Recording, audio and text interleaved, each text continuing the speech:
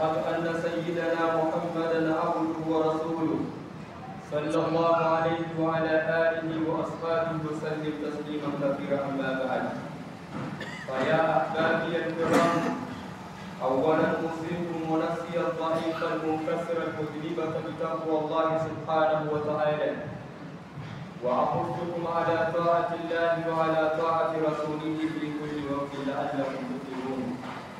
يقول سبحانه وتعالى: يا أيها الذين آمنوا اتقوا الله حق تقاته ولا تموتن إلا وأنتم مسلمون.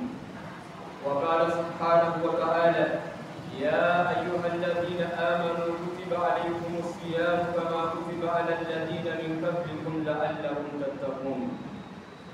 أيها المؤمنون الفضلاء، إذا اعلموا أنكم قد دخلتم في شهر مبارك، شهر كريم، شهر هو عند الله أفضل الشهور، وأيامه أفضل الأيام، ولياليه أفضل الليالي، وساعته أفضل الساعات.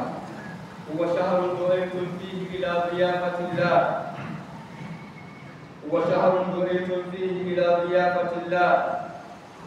واعلموا أيها المؤمنون أن عبادتكم فيه مقبول، ودعاؤكم فيه مستجاب.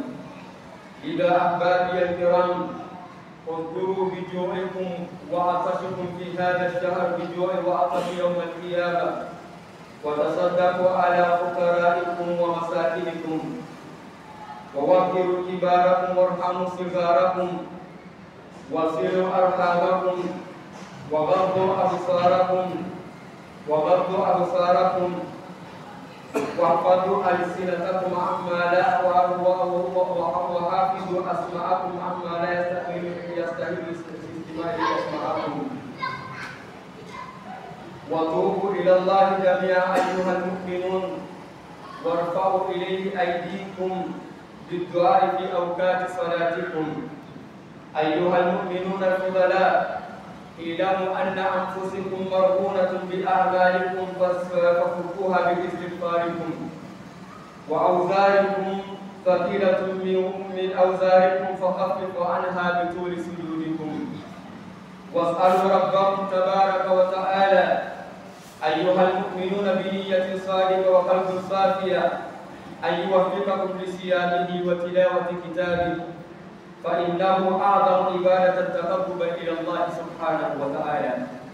Ndugu katika imani, baada ya kumhimidi Mwenyezi Mungu Subhanahu wa Ta'ala na kumtakia rahma, salama na amani kipenzi chetu mtukufu wa daraja Bwana Mtume Muhammad sallallahu alaihi wasallam, baada ya hapo ningependa kuwahusieni vile vile katika kuhusia nafsi yangu iliyokuwa pungufu na dhaifu mno katika swala zima la kumwogopa Mwenyezi Mungu Subhanahu wa Ta'ala, la siyama tukitilia mkazo ama tukitilia maanani tuko katika mwezi ambao kwamba ndani yake tunafunga, na matunda yanayopatikaniwa baada ya ibada kama hii ni kumwogopa Allah tabaraka wa taala.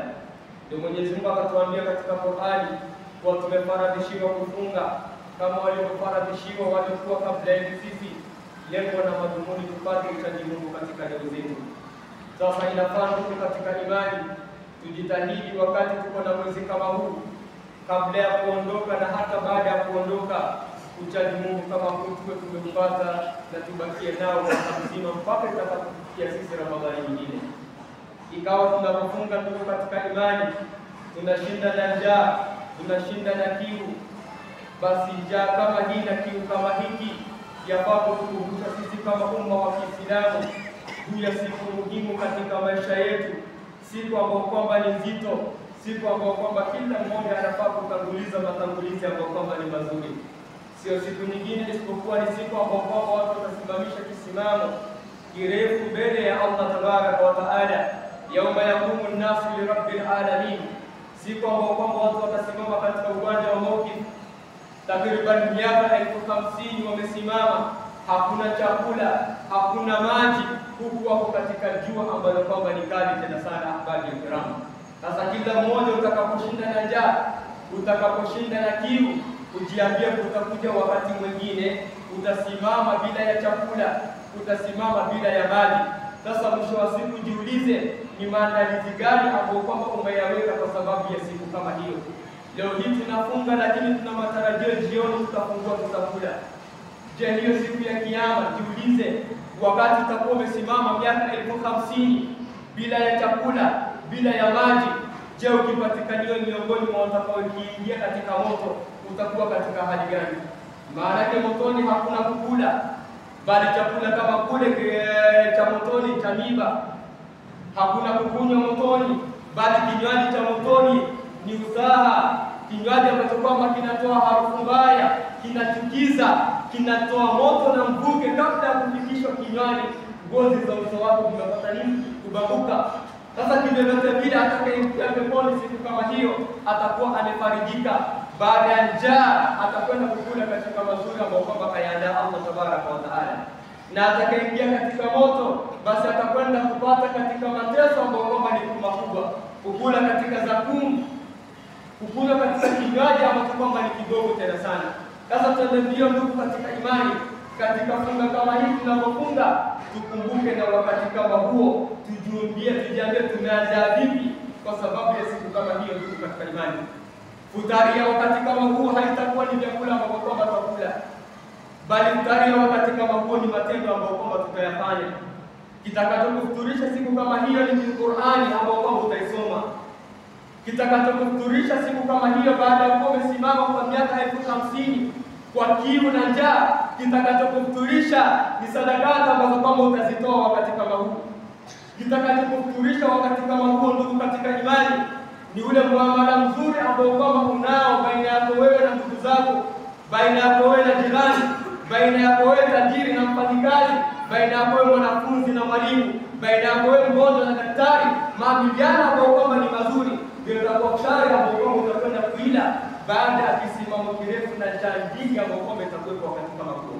Sasa lazima tutangulize maandalizi ambayo kwamba ni mazuri tena sana. Ahbabi alkiram, ikawa kidogo ambacho kwamba ningependa leo hii tuwe ni mwenye kukumbushana ni hadithi ambayo kwamba ilionyesha tabia ya Bwana Mtume Muhammad sallallahu alaihi wasallam na hali ambayo kwamba alikuwa nayo Bwana Mtume Muhammad sallallahu alaihi wasallam katika mwezi mtukufu wa Ramadhani, na vile vile tabia kama hii alikuwa nayo nje ya mwezi mtukufu wa Ramadhani. Bali tutakwenda katika hadithi ambayo kwamba amesimulia Abdullah bin Abbas, na hadithi kama hii imepokelewa katika Sahih Muslim.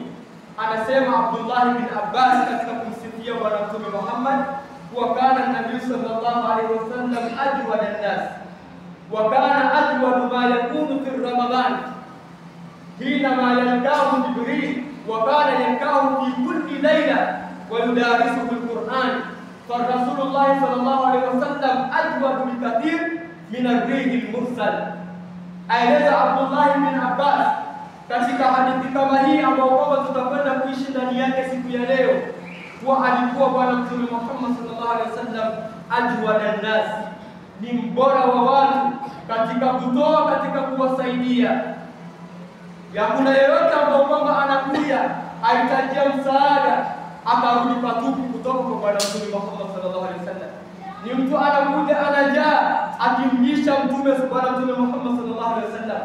Mtu akija akona matatizo, mazongo ya mawazo ambayo kwamba yamemkumba katika dunia, Mtume akimnasihi, akimpatia nasaha, akifarijika katika ule uzito ambao kwamba anao. Sasa alikuwa Bwana Mtume Muhammad ajwad an-nas wa kana ajwad ma yakunu fi Ramadhan, na alikuwa ni mbora zaidi katika kutoa, katika kuwasaidia watu, kuondolea matatizo yao katika mwezi mtukufu wa Ramadhani. Basi huu ndio mfumo na ndio tabia ambayo kwamba tunafaa kuiga kama umma wa Kiislamu. Na ndio tumesema tunapofunga tukumbuke hiyo siku ya kiyama. Baada ya kisimamo kirefu watu watahitajia chakula, watahitajia kinywaji. Basi jua kinywaji kama kile na chakula kama kile kinaanza kutengenezwa hapa. Utakapokuwa tayari kumsaidia mwenzako, ima ni kumlisha chakula, ima ni kumnywesha kinywaji, ima ni kumvisha mavazi, ima ni kumpatia nasaha itakayomsaidia katika dunia na akhera yake, basi jua daftari ambao utakwenda kutumia. Sasa hivi alikuwa Bwana Mtume Muhammad sallallahu alaihi wasallam, alikuwa ni mbora Bwana Mtume Muhammad wa kuwasaidia watu. Na kama kuna mzuri wa kuigwa ni Bwana Mtume Muhammad sallallahu alaihi wasallam. Na ndio maana Mwenyezi Mungu akatuambia katika Qur'an, wa laqad kana lakum fi rasulillahi uswatun hasana, kwa mna kielelezo kizuri ama mmepata kielelezo kilichokuwa kizuri kwa Bwana Mtume Muhammad sallallahu alaihi wasallam. Nani mwingine bora wa kuliko Bwana Mtume Muhammad? Hakuna ndugu katika imani. Sasa kama yeye alikuwa ni mwema, alikuwa ni mbora wa kutoa, la siyama katika mwezi mtukufu wa Ramadhani, sisi tujiulize, sisi tuko wapi na tabia kama hii ya Bwana Mtume Muhammad? Je, tuko tayari kutoa kuwalisha wale ambao kwamba hawana? Tumeeleza kuanzia katika mawaidha ya chini. Uko tayari wewe kutoa kumfuturisha mtu, hata kama ni kwa mali, hata kama ni kwa tende? Uko tayari kutoa kwa sababu ya kumfuturisha mwenzako? Uko tayari kutoa kwa sababu ya kumlisha mwenzako ambao hana mavazi? Ndio ilikuwa ni katika tabia ya Bwana Mtume Muhammad. Uko tayari kutoa nasaha ambayo kwamba itakwenda kumfaidisha mtu katika dunia na akhera yake? Hivi ndio alikuwa Bwana Mtume Muhammad sallallahu alaihi wasallam. Bali rudi katika kauli ya Imam Shafi, anasema inni uhibbu lirajul bi ziyadati al-bijud fi shahr Ramadhan. Anasema mimi ninapenda mtu afanye wingi kutoa katika mwezi mtukufu wa Ramadhani. Yaani wewe una sadakati zako, basi wewe fanya wingi kutoa katika Ramadhani. Una mavazi, fanya wingi kuamsha watu. Una pesa, fanya wingi kuwafuturisha watu katika kuwalisha mafukara na maskini na wajane katika mwezi mtukufu wa Ramadhani. Baada ya kutoa kauli kama hii, akatoa sababu mbili ambazo kwamba ni za umuhimu. Sababu ya kwanza akasema, jambo la kwanza iktidaan bi sunnati nabii sallallahu alaihi wasallam, kwa kwanza kufungamana na sunna ya Bwana Mtume Muhammad sallallahu alaihi wasallam. Mtume ndiye alikuwa ni katika sunna yake, yani katika Ramadhani akikithirisha ule wema ambao kwamba alikuwa akifanya, kama ni kuwasaidia watu, kuwalisha, kuwasaidia watu kwa kumpatia nasaha, kuwasaidia watu katika kuwafanyia na kuwasaidia kazi zao. Bwana Mtume Muhammad sallallahu alaihi wasallam alikuwa hivi, na akizidisha katika mwezi mtukufu wa Ramadhani. Na katika mwezi mtukufu wa Ramadhani kumekusanyika baadhi ya vitu ambavyo kama havipatikani katika miezi mingine. Miongoni mwa vinavyokusanyika katika mwezi mtukufu wa Ramadhani ilikuwa ni mwezi ambao kwamba ndani yake wakati mwingine kunakusanyika ibada ambao kwamba ni tukufu, imepatikaniwa katika mwezi ambao kwamba ni mtukufu. Natija inakuja kuwa sababu zake, thawabu na malipo yake inakuwa ni nyingi zaidi kwa Mwenyezi Mungu Subhanahu wa Ta'ala. Hasa utakapotoa, utakapowasaidia watu, lazima utapata thawabu ambazo kwamba ni nyingi kwa Mwenyezi Mungu Subhanahu wa Ta'ala. Sasa ndio akasema anapendekezesha watu watoe zaidi katika mwezi wa Ramadhani, kwa kuwa ndio kufungamanisha ama kuifuata sunna ya Bwana Mtume Muhammad sallallahu alaihi wasallam. Na kila mara kwa tunasema kwa sunna ya Mtume ina umuhimu kuhuishwa, sunna ya Mtume ina umuhimu kufuatwa, na moja kwa moja utakapoifuata sunna ya Mtume madhara yatarudi kwako, na utakaposhika sunna za Mtume lazima faida utazipata. Sasa kuna umuhimu ambao kwamba ni mkubwa katika kuhuisha sunna ya Bwana Mtume Muhammad sallallahu alaihi wasallam, bali kule katika kudharau sunna, kwa wallahi huwa inafikia mahala kutoka katika Uislamu wangu kabisa. Lakini leo utakuta wengi tumedharau sunna. Mathalan, angalia katika mwezi wa Ramadhani unapofunga faradhi, Mtume ametuwekea sunna ya sala ya tarawih. Ni wangapi ambao wanakuisha sunna kama hii? Utakuta ni wachache. Mtume ametuwekea sunna za usiku, qiyamul layl, faida zake ambazo kwamba ni nyingi kweli kweli. Ni wangapi kwa kwamba wanakuisha sunna kama zile? Wangapi wanakuisha sunna na rawati? Utakuta ni wachache. Bali mwingine utakuta umwambia kuna sunna hizi, mwingine atafanya kama kejeli, sasa hiyo ni sunna tu. Yaani amechukulia ameweka katika uzani ambao kwamba ni mchache. Jiulize, aloyatamka yale ni nani? Yule ambao kwamba ni bora katika mgongo wa ardhi, Bwana Mtume Muhammad sallallahu alaihi wasallam. Yule ambao kwamba hazungumzi kwa hawaya ya nafsi yake, bali ni wahi ambao kwamba aupata kutoka kwa Allah tabaraka wa taala. Vipi maneno yake unayachukua, unaona ni kitu ambacho kwamba ni kidogo. Tunafikia mahala mpaka Mwenyezi Mungu akatutahadharisha katika Qur'ani, kwa kad ya'lamu Allahu alladhina yatasallaluna minkum biwaqa falyahdhari alladhina yukhalifuna an amrihi an tusibahum fitna au yusibahum adhabun alim. Mwenyezi Mungu anasema wachukue tahadhari wale ambao kwamba yukhalifuna an amri, wana tabia ya kukhalifu amri za Bwana Mtume Muhammad.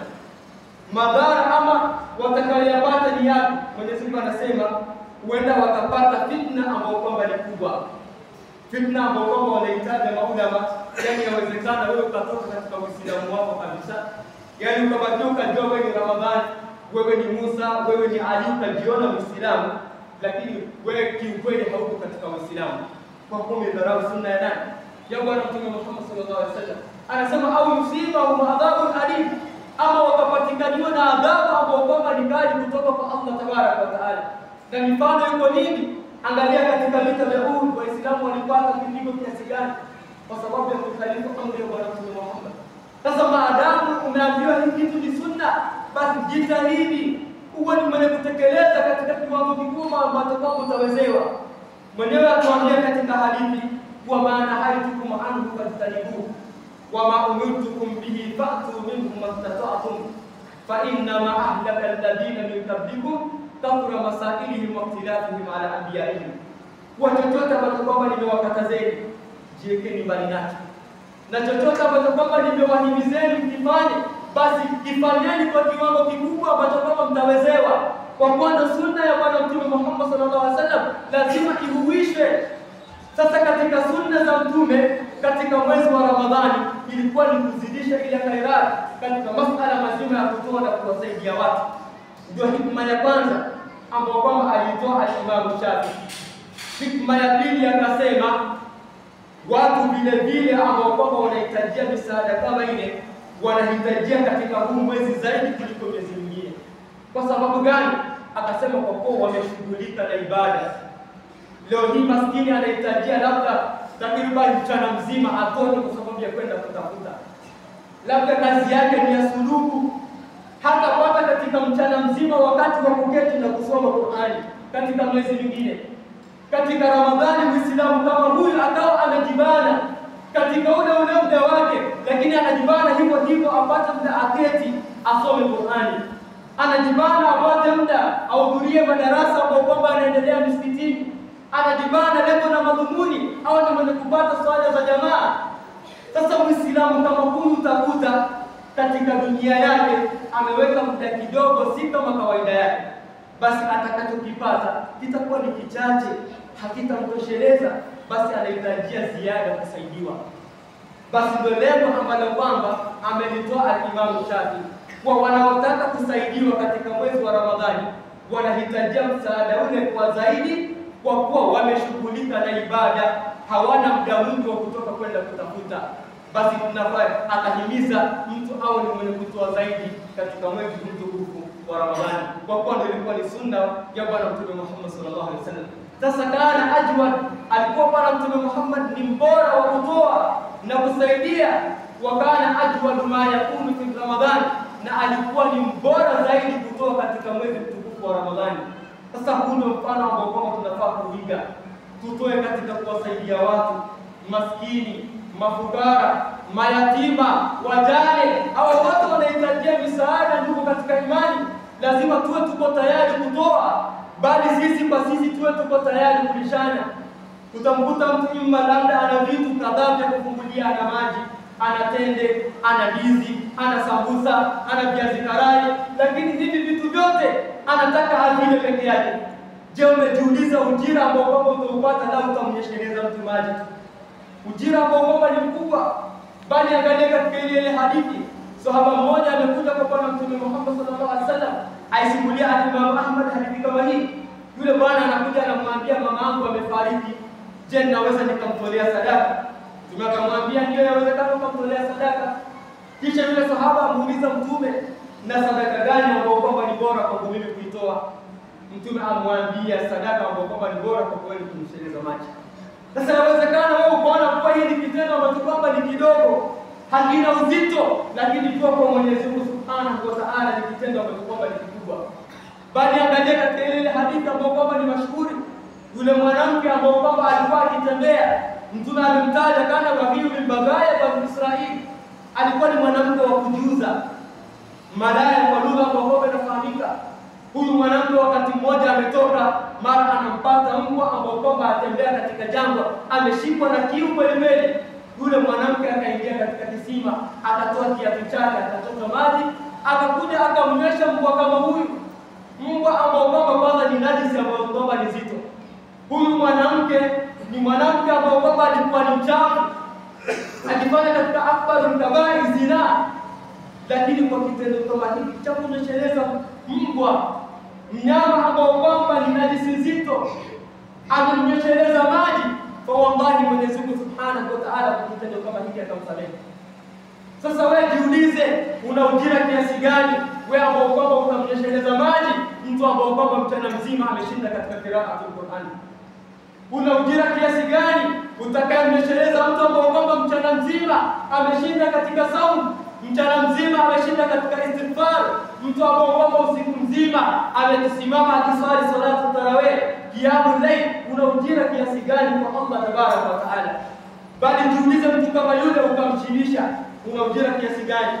Ni ujira ambao kwamba ni mkubwa ndugu katika imani, na waliotangulia kabla yetu sisi waliujua ujira kama huu, na ndio maana wakaenda ndio. Bali angalia katika kisa ambacho kwamba mara kadhaa tumekitaja, Sayyidina Ali karramallahu wajhahu, wakati mmoja Hasan na Hussein wakashikwa na maradhi ambayo kwamba ni mazito. Baada ya Mtume na masahaba kumfanyia ziara, mmoja katika masahaba amwambia Sayyidina Ali, itakuwa ni bora uweke nadhiri kwa Allah tabaraka wa taala, endapo huenda akawapatia shifa watoto wako.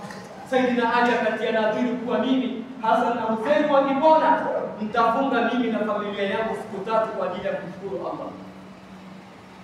Baada ya muda mchache basi Hasan na Hussein wakapona. Ikafikia ni wakati wa Sayyidina Ali kutekeleza nini? Nadhiri yake.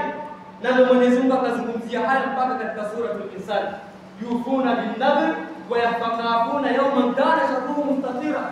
Alikuwa akizungumzia hapa na Sayyidina Ali, tunaambiwa wakati anataka kutekeleza nadhiri kama hii hana chochote katika nyumba, akatoka akakwenda akakopa unga unaotosha kupika mikate 15 peke yake, na katika familia yake wako familia ya watu 5, yeye Hasan, Hussein, mke wake Sayyidatuna Fatima na kijakazi wao, watu 5.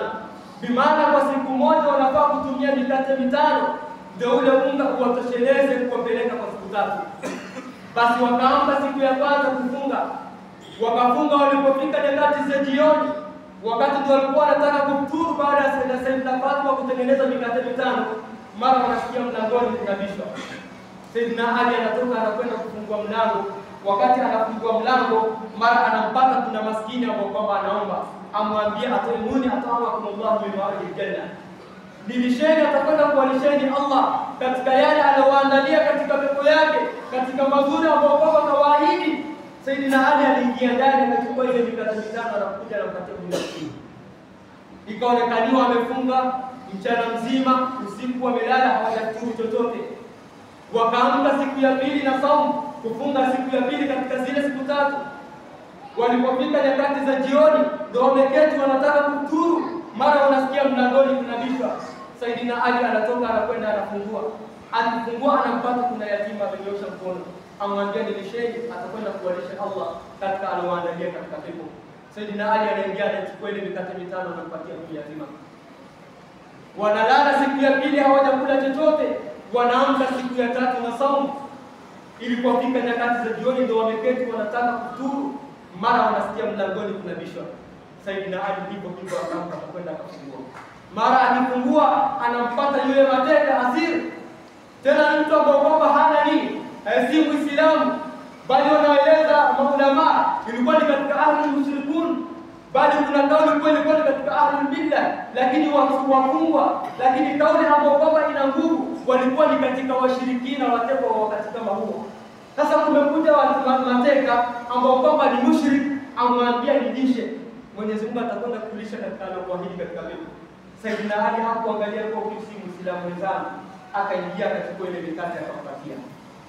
Basi Mtume ilipofika kesho yake, baada ya kule kuwafanyia ziara, amuona Sayyidina Ali, Hasan na Hussein, binti yake Sayyidatuna Fatima wako katika hali ya udhaifu. Basi hali kama ile ikamhuzunisha, mpaka anasema maneno, anasema kwa mimi mnaona ubaya, mnasikitika kuona katika hali ambayo kama mko ndani yake. Mwenyezi Mungu Subhanahu wa Ta'ala amtuma Jibril na suratul Insan kwa sababu ya kuja kumpatia kongole Sayyidina Ali na familia yake katika kitendo ambacho kwamba walikuwa ni wenye kufanya. yufuna bin nadhr wa yakhafuna yawman kana sharruhu mustatira wa yutimuna at-ta'ama ala hubbihi miskinan wa yatiman wa asira inma nut'imukum liwajhi Allah la nuridu minkum jazaa'an wala shukura fawaqahum Allahu sharra dhalika al-yawm wa lakahum nadratan wa surura.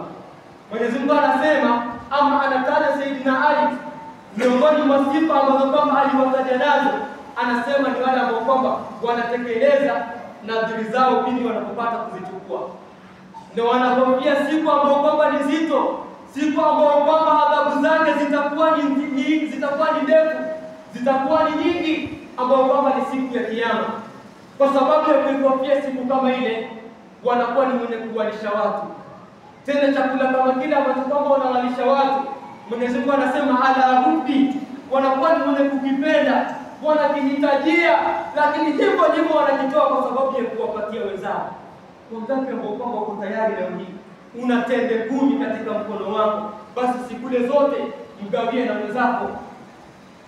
Uko na sambusa katika mkono wako, usikule mkatie na wenzako.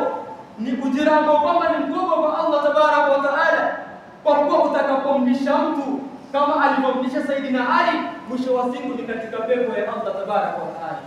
Na Mwenyezi Mungu atakuepusha na shari hizo ambazo kwamba zinapatikaniwa siku kama hiyo, kama alivyoahidi kuwaepusha Sayyidina Ali pamoja na familia yake pale aliposema kuwa tawakahumullahu sharra dhalika al-yawm wa lakahum nadratan wa surura, kwa tukawaondolea shari za siku kama hiyo ambao kwamba walikuwa ni mwenye kuhofia, ambao kwamba ni siku ya Kiyama.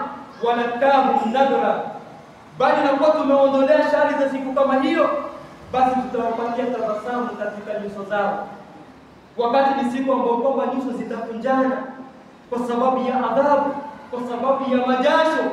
Lakini siku kama hiyo wao watakuwa na nuru katika uso wao, wakitabasamu, wakicheka, wasurura na wakiwa na furaha katika nyoyo zao, kwa kuwa wanajua leo hii tunakwenda kupata malipo juu ya matendo ambayo kwamba tuliyatanguliza katika dunia katika kulisha.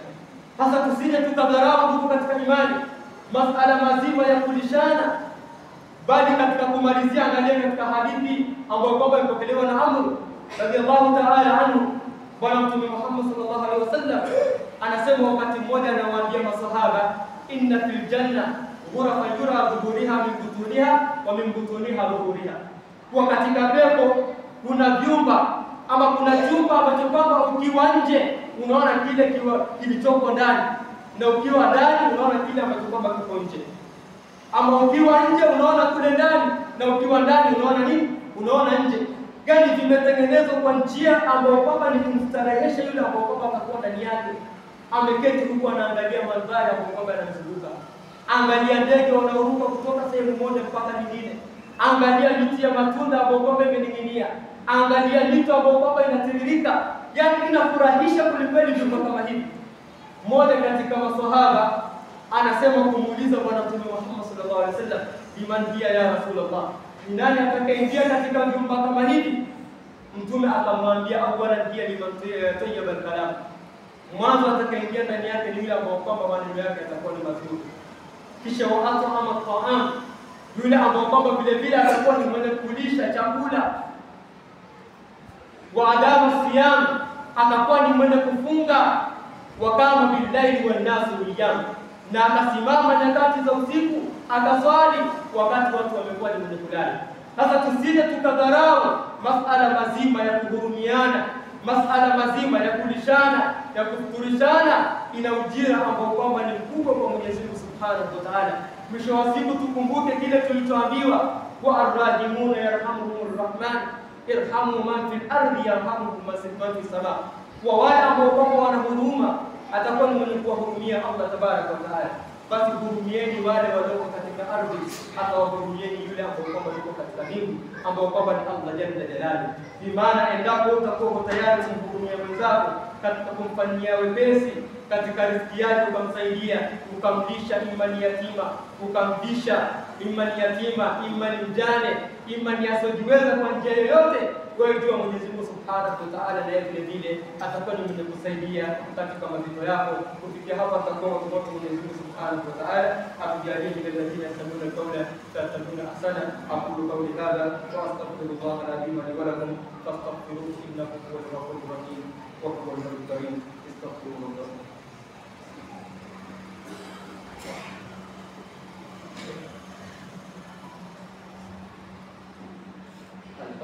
Alhamdulillah hamdan kathiran kama amara Rabbuna la ilaha illallah wahdahu la sharika lahu ikraman li kulli wa ikraman liman jahada wa kafar wa ashhadu an la ilaha illallah wahdahu la sharika lahu wa ashhadu anna sayyidana Muhammadan abduhu wa rasuluhu sayyidul khalaiq wal bashar ibadallah ittaqillaha sama'ina wa qulul qamar wa antahu amma ya'lamu wa zajar wa anna Allah amara bil ma'ruf bi nafsihi wa sanna bi malaikatihi musabbihati bi nafsihi وَبَلَّغَ بِكُمْ أَيُّهَا الْمُؤْمِنُونَ بِمَا يَجْرِي مِنْ إِنْسِ فَقَالَ تَعَالَى